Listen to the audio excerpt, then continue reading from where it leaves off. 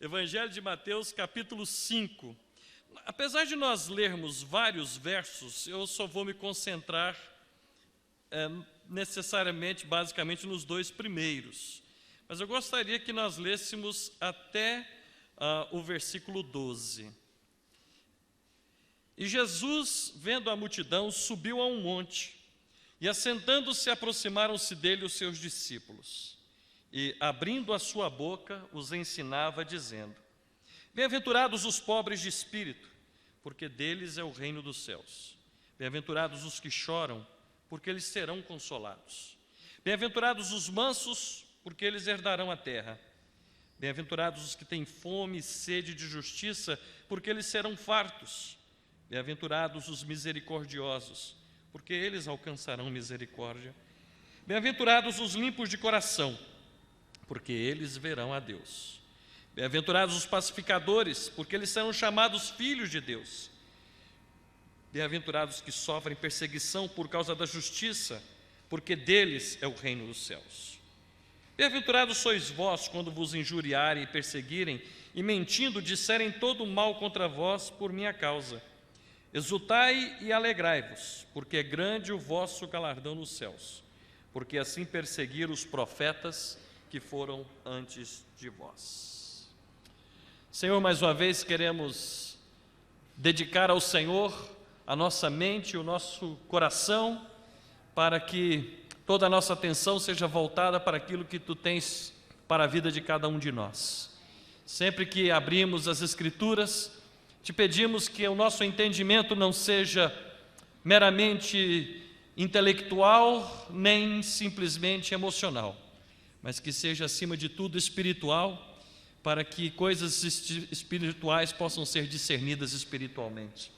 Pedimos a Tua graça, pedimos a Tua direção, e que a compreensão, sendo espiritual, encontre lugar para a experiência, a vida dela em nossas vidas, Senhor. Em nome de Jesus nós te oramos, hoje e sempre. Amém e amém. Podem tomar os seus assentos, por favor? Esse texto que nós lemos é o início do conhecido Sermão da Montanha de Jesus. O Sermão da Montanha é sempre muito curioso, a gente sempre ouve algo sobre ele, lê essas passagens, mas interessantemente, já depois de alguns anos como pastor e até dando aula em seminário, eu nunca tive coragem de pregar ou ensinar sobre o Sermão da Montanha.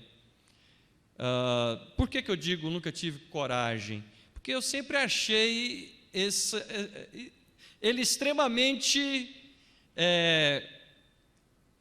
fácil de ser entendido. Porque, e parece um paradoxo, eu querendo dizer, então por que nunca teve coragem?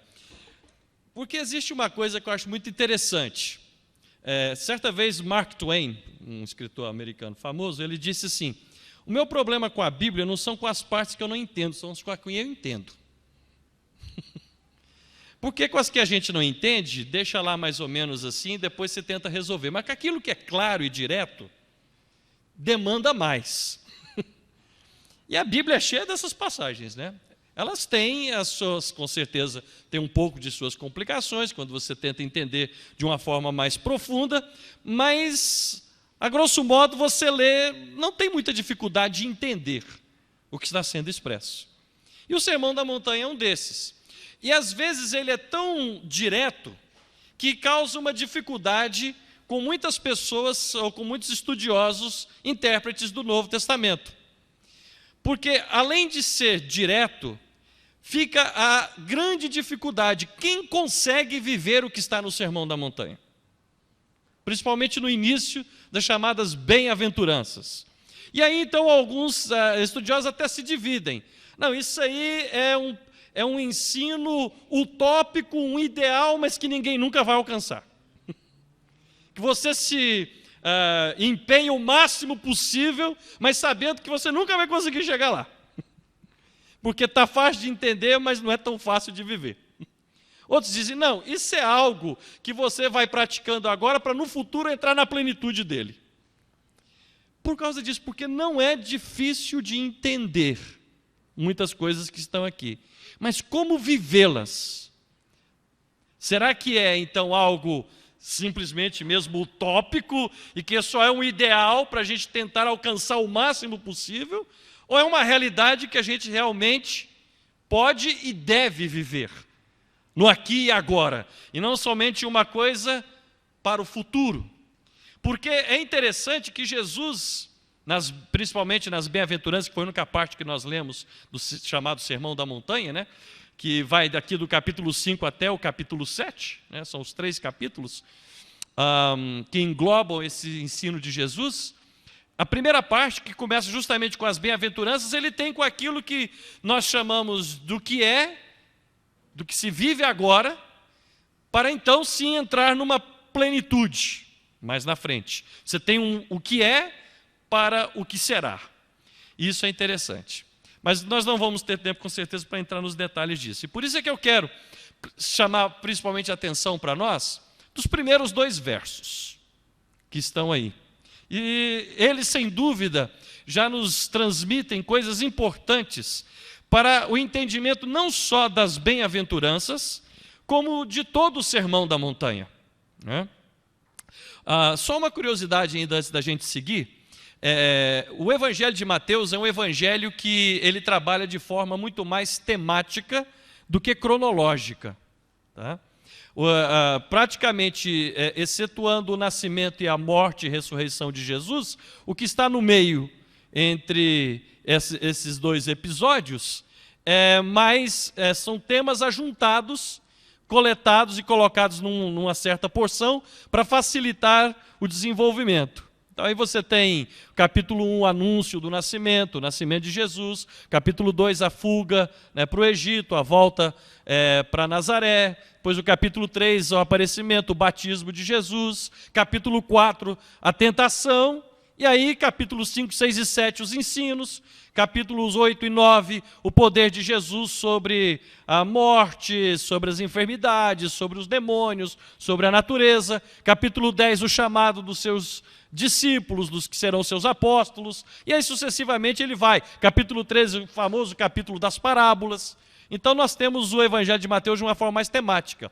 E o capítulo 5, 6 e 7, apesar de ser conhecido como o Sermão da Montanha, a impressão que a gente tem é que Jesus um dia, num monte, falou todas essas coisas de uma vez, só uma única vez. E não é isso que acontece. Os capítulos 5, 6 e 7 é uma espécie de resumo do ensino que Jesus tinha o costume de trazer para os seus discípulos. Eles estão resumidos e reunidos nos capítulos 5, 6 e 7. E a razão que a gente vai ver isso se apresenta até na própria forma como é anunciado o que vai acontecer. Veja de novo comigo no capítulo 5, lá o verso 1 diz: E Jesus, vendo a multidão, subiu a um monte. E no Evangelho de Mateus é sugestivo dizer que Jesus subiu para um monte. Por qual razão? O Evangelho de Mateus, ele tenta apresentar realmente Jesus para uma comunidade que ou era de origem realmente judaica, ou que tinha muita conexão com o conhecimento com a fé judaica. Porque nós sabemos muito bem que quando Deus, depois de libertar o seu povo, antes de eles entrarem na terra e prepará-los, eles foram ensinados. E o ensino de Deus para o seu povo veio como? Veio de Deus para Moisés sobre o monte. E aí Moisés, do monte recebendo, ensinou e passou os ensinos daquilo que Deus requeria para o povo. Da mesma maneira, o Evangelho de Mateus apresenta Jesus subindo ao monte para ensinar. Porque na tradição judaica, subir ao monte significa isso de algum modo, até algumas pessoas ainda gostam de vez em quando de orar especialmente sobre o monte, né? Por que subir sobre o monte? Não é porque ficou mais perto de Deus, não, né? Mas é porque tem essa tradição, esse costume de que sobre o monte vem a palavra de Deus, vem a instrução de Deus, vem a revelação de Deus. E o Evangelho de Mateus diz que quando Jesus foi ensinar, a primeira coisa que ele fez, começa assim o Evangelho, os ensinos de Jesus. Ele subiu ao monte. Como um novo Moisés, ou não somente como um novo Moisés, mas aquele que cumpre aquela profecia lá do livro de Deuteronômio, quando Moisés diz, um outro profeta semelhante a mim virá, e quando ele vier, vocês devem ouvi-lo. Logicamente, o Evangelho de Mateus apresenta Jesus, só que não só semelhante, como ainda acima. Porque acontece uma coisa interessante no Evangelho de Mateus, justamente também no Sermão da Montanha, demonstrando essa autoridade de Jesus, de não só como o novo Moisés, não só como aquele que traz mais um ensinamento de Deus, mas como aquele que tem a autoridade de ser ele mesmo a revelação do ensino de Deus para as pessoas. Porque no Evangelho de Mateus também nós encontramos no Sermão da Montanha, Jesus dizendo, vocês ouviram o que foi dito, o que Moisés, o que a lei dizia, eu porém vos digo assim agora. Então você vê que a autoridade de Jesus por estar sobre o monte é muito mais do que aquele que traz mais um ensino, ou aquele que simplesmente explica um ensino que já existia, ou ele, nesse caso, ele amplia ou redefine ou traz para uma nova dimensão, porque ele faz isso como quem tem autoridade. E quando Jesus termina o Sermão da Montanha, no final do capítulo 7, como é que as pessoas que ouviram o ensino de Jesus disseram? Ficaram admirados do seu ensino, porque ele não ensinava como os escribas, mas como quem tem autoridade. E que autoridade é essa? A autoridade que emanava de Deus e que estava nele, onde ele mesmo tem autoridade de dizer, vocês ouviram assim, mas eu agora digo assim. E ele leva adiante o que foi ouvido anteriormente. Está dito, por exemplo, que se você matar, você é homicida. Pois todo mundo sabe, mas ele disse, mas agora se você odiar seu irmão, você também já é culpado do crime de homicídio. Então Jesus leva a coisa muito mais além, uma perspectiva muito mais profunda. E aqui no Evangelho de Mateus, então ele começa o ensino de Jesus, dizendo que Jesus subiu ao monte. E aí tem uma outra palavrinha que é muito interessante para descrever a autoridade de Jesus. Ele não só sobe ao monte, como ele se assenta para ensinar. Isso para nós parece que soa muito comum, mas não é. Não é. Os rabinos e muitos mestres e filósofos da época tinham o costume de ensinar andando. E nós vemos Jesus, em muitas situações, enquanto caminhava, ensinava aos seus discípulos.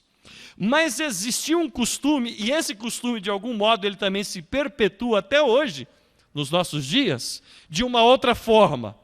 De que quando alguém vai ensinar, e essa pessoa tem a autoridade, ela ensina assentada. De tal maneira que até hoje nós temos o costume de dizer assim, a cadeira do professor da universidade tal. Ele tem uma cadeira na universidade. Né? Isso permaneceu dentro da igreja, que até hoje, sobre o Papa, ele ensina ex cátedra. A autoridade dele está no seu assento. Porque quando ele assenta ali, ele tem autoridade para ensinar. O professor tem autoridade para ensinar porque ele tem uma cadeira na universidade. E por muito tempo era até o contrário mesmo nas igrejas. Por isso tinha a catedral, não é? O que é uma catedral? É o lugar de onde se tem a autoridade para se ensinar e dirigir a igreja. Então as pessoas ficavam em pé e quem ensinava se assentava. Hoje a gente deixa vocês confortáveis e eu fico em pé. Vocês têm mais autoridade. Então, mas quando diz que ele subiu ao monte e se assentou, isso tem um significado muito profundo. E o que significa é que o que ele vai dizer, não que o que ele dissesse enquanto andava não era importante, mas o que ele vai dizer assentado tem total autoridade e deve-se prestar total atenção, porque este ensino não é um simples ensino. É o seu ensino. Então, por isso que o Sermão da Montanha, e da maneira como ele começa, ele é algo extremamente profundo já na sua forma introdutória. E aproximaram-se dele os seus discípulos. E preste atenção numa coisa. Ele viu a multidão e subiu ao monte para ensinar. mas só foram ensinados, ou a ideia que o Evangelho de Mateus quer dizer, só consegue entender o seu ensino se for seu discípulo. O Sermão da Montanha não é um ensino para todos, não é um ensino para a sociedade, não é um ensino reformador da sociedade. O Sermão da Montanha, ele é o ensino de Jesus para os seus discípulos. Porque se os seus discípulos não viverem o que ele diz, ninguém mais vai viver mesmo. Então o ensino de Jesus não é um ensino que tenta reformar a sociedade de fora para dentro. Mas se essa reforma é possível, ela tem que surgir de dentro dos seus discípulos para a sociedade. Não adianta tentar impregnar a sociedade com os ensinos de Jesus, porque eles não vão receber, mesmo se entender. Não receberão. Essa é a realidade. A grande dificuldade que a gente tem é a igreja hoje. Quantas pessoas, às vezes, na igreja não estão querendo mais os ensinos de Jesus, preferem o seu modo? Já imaginou, então, se nós vamos conseguir mudar a sociedade? Se nós não mudarmos a nós mesmos, em primeiro lugar, com os ensinos de Jesus, nós não vamos oferecer transformação em lugar nenhum mais. Por isso, Jesus viu a multidão, e quando ele se assentou para ensinar, o ensino dele tinha um público, tinha uma audiência específica. São os meus discípulos em meio à multidão. Nós vivemos nessa sociedade, estamos aqui em Anápolis, vivemos até dentro de uma cidade, né? Vejo, digo, vivemos, eu me considero daqui mesmo. Numa sociedade, numa cidade que é conhecida como uma das cidades mais evangélicas do Brasil. Não é verdade? Eu não sei se isso é verdade mesmo ou se é um mito criado, mas pelo menos tem muito crente por aí afora, dentro de Anápolis. Mas a grande pergunta é, mas em meio a essa multidão de evangélicos, quantos são discípulos de Jesus? Porque Jesus viu a multidão, mas só os seus discípulos poderiam receber os ensinos. Quantas vezes muitos que se intitulam de evangélicos são, na realidade, discípulos de Jesus, que vivem os ensinos de Jesus? Porque existe uma grande diferença também entre ensinar sobre Jesus e ser ensinado por Jesus. Ensinar sobre Jesus, muitos fazem, mas ser ensinado por Jesus, poucos querem. Porque o ensino de Jesus é um ensino que demanda total entrega. Ou é, ou não é. Jesus não deixa a coisa no meio do caminho. Ou é totalmente, ou é discípulo, ou é multidão. Mas o engraçado é que hoje em dia as pessoas preferem a multidão do que os discípulos. Porque a multidão enche os olhos. E os discípulos enchem somente o coração. E muitas vezes se prefere mais os olhos do que o coração. Mas os ensinos de Jesus, portanto, não são direcionados à sociedade, mas o seu ensino é direcionado especificamente para os seus discípulos, que depois, no capítulo 10, vão ser enviados para exercer autoridade sobre todas as coisas e para também ensinarem. Mas primeiro, antes, nós temos que receber e viver os ensinos de Jesus. Quantos concordam comigo? Poucos concordam comigo. Eu não sei se é porque quando eu perguntei nem todos ouviram. Quantos concordam comigo? Um pouco mais. Está melhorando. Porque a questão inicial que o Evangelho de Mateus coloca é essa. Jesus subiu ao monte e quando foi ensinar, se assentou e os seus discípulos se aproximaram dele. Essa é outra coisa interessante. O verdadeiro discípulo não é aquele que você precisa cair pescando ele toda hora e está chamando o tempo todo. O discípulo se aproxima. O discípulo se aproxima. Aquele que quer ser ensinado, quer ser instruído por Jesus, ele busca aonde está o ensino de Jesus. Esse é o discípulo. Os outros são a multidão, esses a gente tem que ir atrás. Mas o discípulo é o que vem. A multidão vai atrás. Mas o discípulo é aquele que tem que vir, porque ele tem interesse de ser instruído por Jesus. E isso é uma realidade tão grande que quando nós temos a alegria do conhecimento da palavra de Deus, da palavra de Cristo, do Evangelho, é a coisa que mais alegra o coração de alguém. Para usar um exemplo das Escrituras mesmo, o apóstolo Paulo, quando ele vivia a sua vida de conhecimentos, de vida religiosa que ele tinha, e que ele acreditava naquilo com todo o seu empenho, com toda a sua fé, com toda a sua dedicação, com todo o seu zelo, e se orgulhava da sua origem, se orgulhava do seu nome. Ele era chamado, o seu nome era Saulo. É interessante que ele mesmo nunca disse que o seu nome era Saulo. Nós sabemos que diz o livro de Atos que ele se chamava Saulo. Ele mesmo nunca nem disse que o seu nome era Saulo. Nós ouvimos de outros, não dele mesmo. Por que não dele mesmo? Porque o nome Saulo era um nome que tinha uma certa força dentro da história judaica, da tribo de Benjamim. Saulo é o mesmo nome do primeiro rei de Israel, Saul. Quando ele começa a pregar, e ele se torna o chamado apóstolo dos gentios, ele não se chama mais de Saulo, ele se chama de Paulo. Porque Paulo era um nome comum entre os romanos. Paulo era como um Silva para nós. Ele deixa de ser um nome de pedigree e toma um nome comum. E Paulo significa pequeno.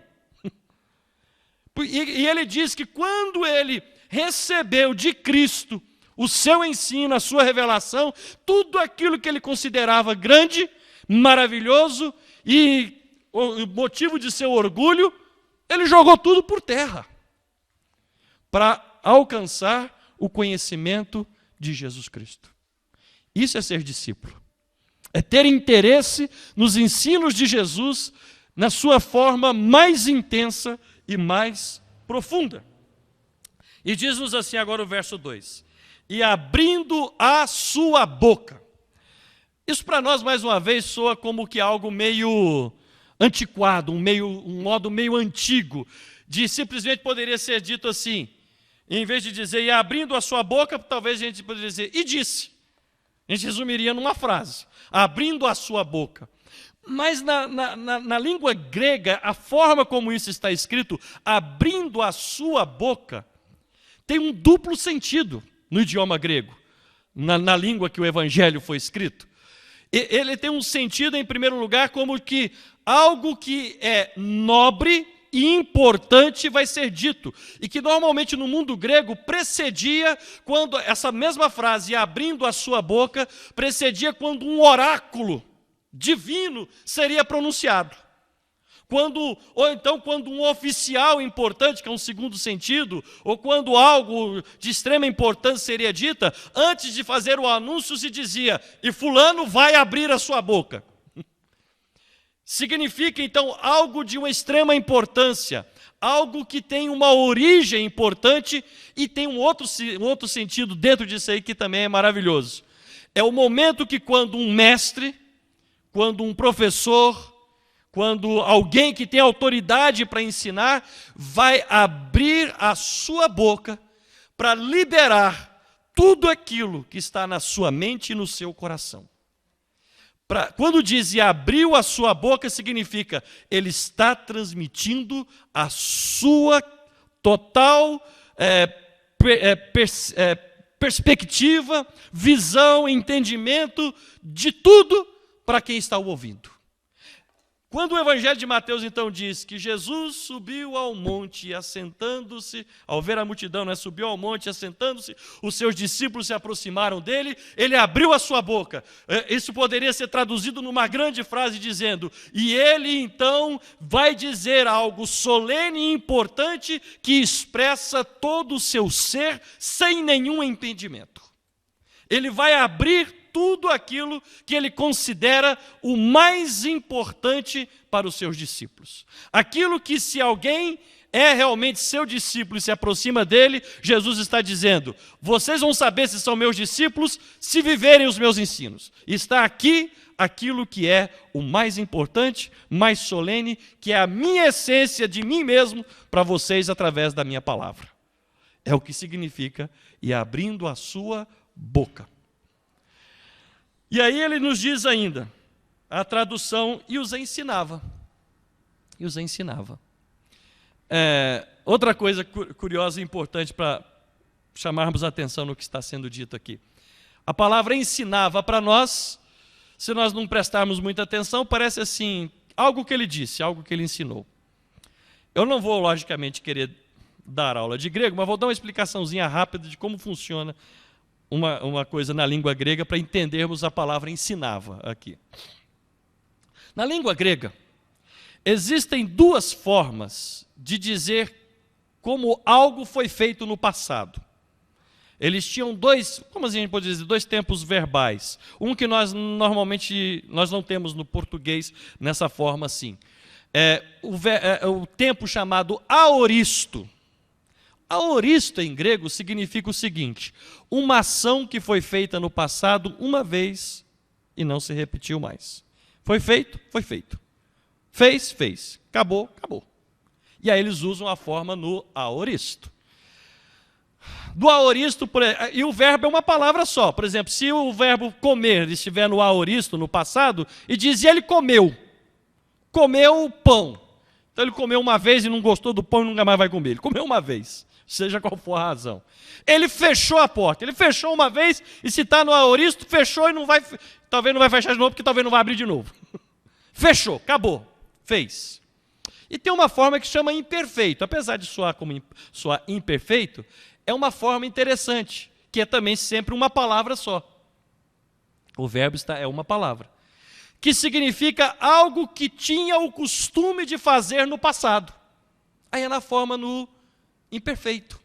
E o verbo ensinar não está no aoristo em grego. Não é algo que Jesus, por isso que eu disse logo no início, que Jesus chegou, disse para aquelas pessoas o seu ensino e foi embora e acabou. Ele não ensinou isso assim, o Evangelho de Mateus quer deixar claro. Não foi uma coisa que ele fez uma vez. O Evangelho coloca da forma imperfeita, do tempo imperfeito. Quer dizer, algo que os ensinava poderia ser traduzido da seguinte maneira: e abrindo a sua boca, ou abrindo o seu coração, abrindo a sua mente, trazendo aos seus lábios tudo o ensino glorioso que ele considerava que seria aquilo que ele tinha o costume de ensinar. Portanto, isso me chama muita atenção, porque isso não é algo que Jesus esperava que nós ouvíssemos uma vez e ficássemos satisfeitos e estava pronto. Não é algo que Jesus esperava que os seus discípulos fossem receber uma vez, acabou, bom, muito bom, mestre, muito obrigado, entendi tudo, muito bom, está fácil, e pronto, acabou. Não.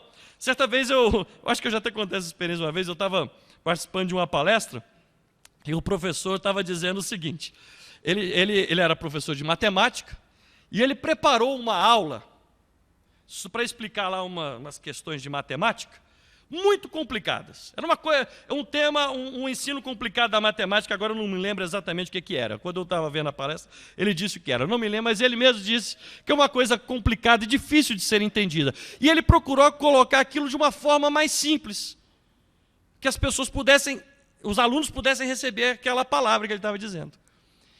E aí, quando ele terminou de ensinar, uma aluna se aproximou dele e disse, professor, muito obrigado, eu entendi tudo, agora eu já sei como é que é isso. Ele ficou decepcionado, falou, não, ela não pode ter entendido tudo. Ela não pode ter entendido tudo, porque isso não se entende em 45 minutos. Eu tentei explicar de uma forma mais simples, para ver se entra na cabeça, para depois aprender. Não dá para aprender aqui em 45 minutos no que eu falei. Assim são os ensinos de Jesus. Às vezes eles soam fáceis aos nossos ouvidos. E por soar fácil, nós nos esquecemos. A não ser que eles sejam relembrados. Se eles não forem relembrados, por tão fácil de entender, corre o risco de se tornar simples demais. E da categoria do simples entrar para o simplório. E para aquilo que não é mais considerado importante na nossa lista, porque eu já entendi.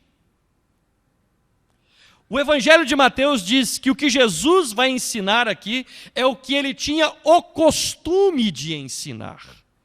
Ele, todas as vezes que tinha oportunidade, ele lembrava aos seus discípulos estas coisas que estão aqui.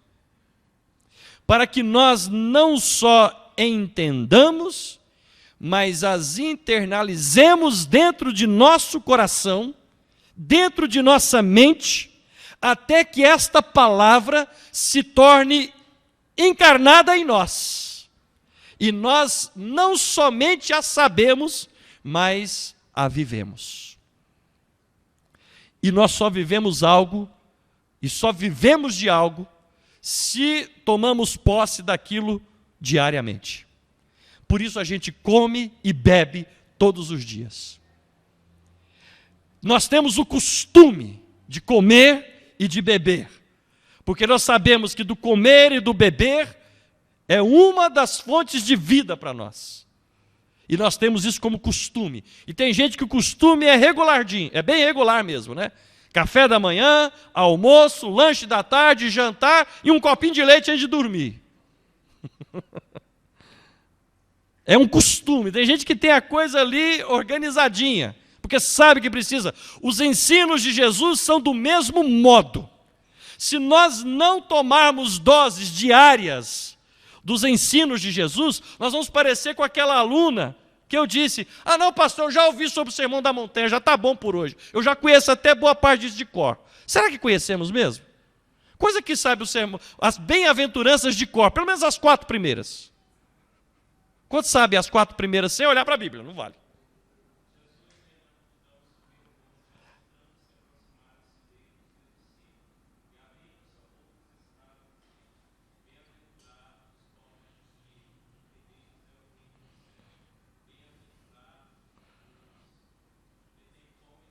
Não. Está lá, mas não é na ordem. Está vendo o que eu estou falando? Muito bom, parabéns. Pelo menos chegou lá. Mas nós não sabemos as bem-aventuranças. Eu estava domingo não, sábado, né? Estávamos lá em São Luís de Montes Belos, na convenção da CBN, dos pastores, e eu dei uma palavra de manhã. E aí eu falei sobre o capítulo 10 do Evangelho de Mateus, o chamado dos discípulos de Jesus. Eu desliguei alguma coisa aqui? Pronto, já consertei. Eu vi ele caminhando, falei, eu fiz alguma coisa errada.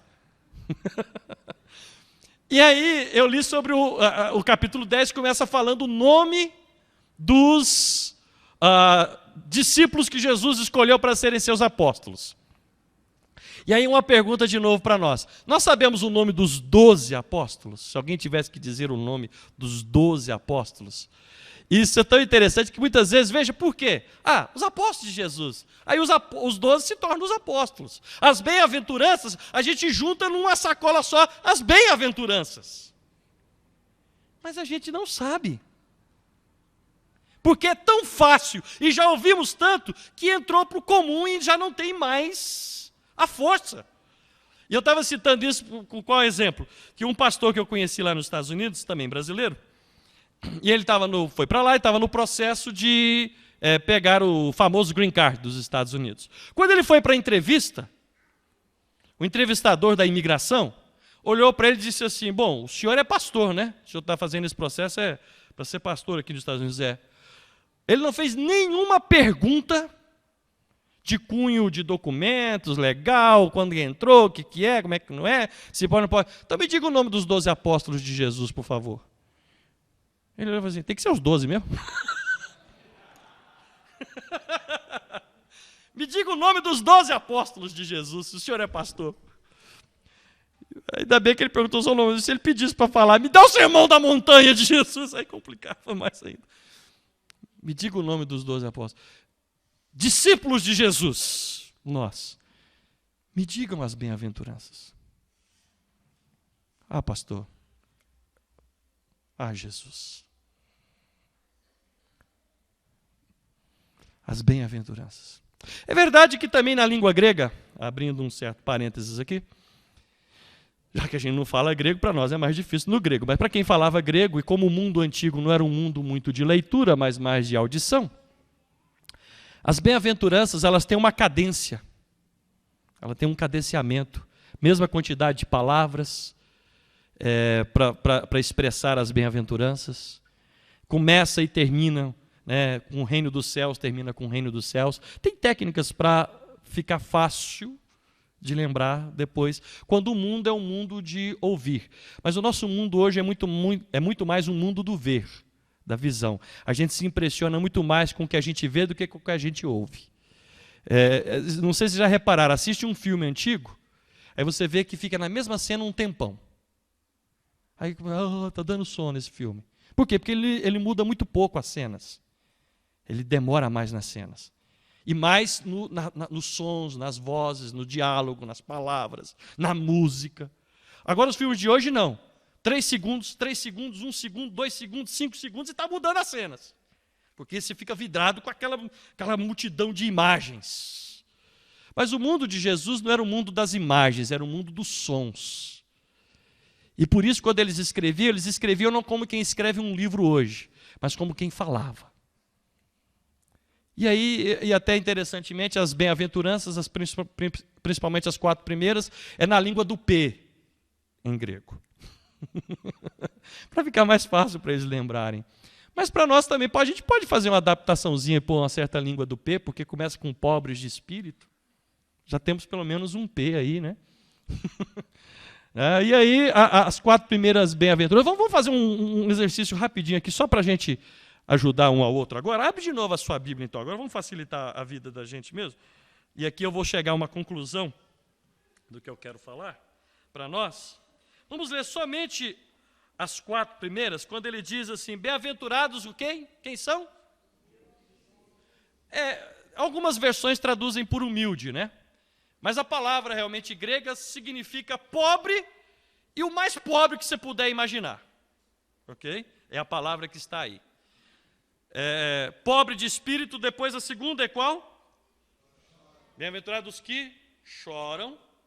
Depois a terceira, os mansos. E a quarta, tem fome e sede de justiça. Se a gente quiser adaptar um pouquinho a língua do P aí, para ficar mais fácil de lembrar pelo menos as 4 primeiras, e depois você meditar mais em casa, os pobres de espírito, os que pranteiam, os que choram, os que pranteiam, depois os que são mansos, a ideia poderia ser próxima de piedosos, e os que têm fome e sede de justiça, os que padecem,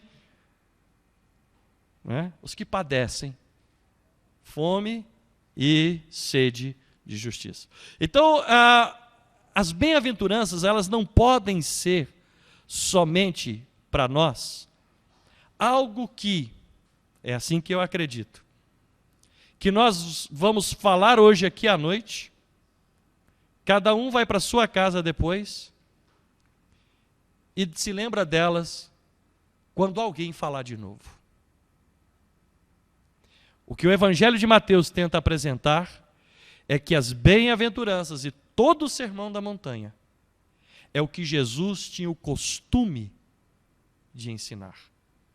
Se para Jesus era costumeiro ensinar estas coisas, é porque também deve ser costumeiro para nós buscarmos estas coisas, para que nos tornemos cada dia mais discípulos de Jesus.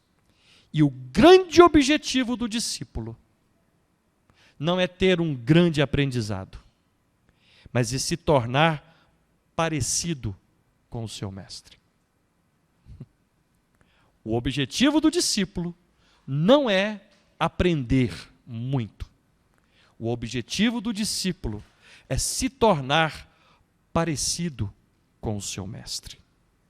Quanto mais nós aprendemos de Jesus, e não somente sobre Jesus, muito mais parecidos com Jesus nós seremos. Aí, as bem-aventuranças, com toda a simplicidade, que eu estou falando só das bem-aventuranças rapidamente hoje, mas todo o Sermão da Montanha, mas começando com as bem-aventuranças, elas vão se tornando, cada dia, não somente um ideal utópico difícil de ser alcançado, mas uma possibilidade à medida que nos assemelharmos com Jesus Cristo. E isso não acontece da noite para o dia. Por isso Jesus tinha o costume de ensinar. E quando a gente lê a história dos discípulos de Jesus, dos apóstolos de Jesus nos evangelhos, nós sabemos o quanto era difícil aprender, por mais simples que fosse, alguns dos ensinos de Jesus. Simples no sentido de não serem complicados de serem compreendidos quando se diz. E aí Jesus, e aqui eu encerro a nossa meditação dessa noite. O início do ensino de Jesus no Evangelho de Mateus, o que ele tinha o costume de ensinar, começa com as chamadas bem-aventuranças, como já citei aqui. Essa palavra é uma palavra muito interessante. Jesus, quando ensinou, ele não ensinou em grego. Jesus ensinou em aramaico. Essa era a língua de Jesus e dos seus discípulos. Quando o Evangelho foi escrito, ele teve que traduzir o que Jesus deve ter dito em aramaico. Porque o público de Jesus não era um público grego, era um público galileu, palestino, que falava aramaico. E provavelmente a palavra que Jesus deve ter dito, uma palavra que é a mesma palavra que começa o livro dos Salmos. Bem-aventurado, também está lá. Só que bem-aventurado soa muito técnico, de um certo modo, para nós hoje. A palavra que Jesus deve ter dito em aramaico, hebraico, ashre.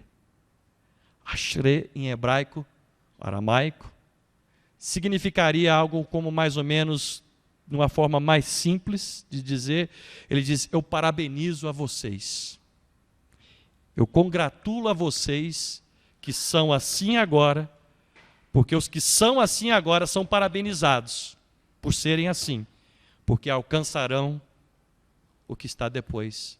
Mas para alcançar aquilo lá, tem que ser assim agora. E quem é assim, eu dou os parabéns. Parabéns para vocês que são pobres de espírito, porque é para vocês o reino dos céus. Parabenizo vocês, porque o reino dos céus é para os pobres de espírito. No Evangelho de Lucas,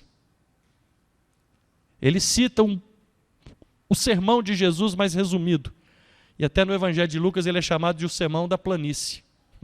Porque de Mateus ele sobe para a montanha e no de Lucas ele vai para o plano. Mas lá no Evangelho de Lucas tem uma coisa interessante que no Evangelho de Mateus não tem. Jesus diz no Evangelho de Mateus, eu parabenizo os pobres de espírito, mas eu digo, ai para os ricos. Eu parabenizo os que choram, mas eu digo, ai para os que riem agora. No Evangelho de Lucas você tem esse complemento que no de Mateus nós não temos. Mas a essência do que eu quero dizer nas bem-aventuranças é que elas são parabenizações, congratulações para aqueles que se dispõem a ser discípulos de Jesus, que mesmo que sendo pobres, humilhados, rejeitados, que choram, que padecem por justiça, que têm fome da justiça e que são perseguidos, mas não fiquem tristes, sintam-se parabenizados por mim, porque o que está para aquele que suporta e me segue, a despeito de todas estas coisas, o que está reservado para quem recebe este ensino, para quem vive esse ensino, é muito maior do que qualquer coisa que outra pessoa poderia oferecer para você agora. Por isso eu te parabenizo. Aí está o ensino de Jesus. E se nós pararmos para ouvir o ensino de Jesus, nós somos bem-aventurados, nós somos congratulados, porque recebemos o que ninguém mais poderia nos dar. Eu não posso te ensinar o Sermão da Montanha. Quem te ensina e quem me ensina é Jesus. Eu posso te dizer o quão importante isso é, mas só Jesus e você podem aprender e viver juntamente o Sermão da Montanha. Sejamos não somente membros da igreja, mas sejamos discípulos de Jesus Cristo. Deus nos abençoe em nome de Jesus.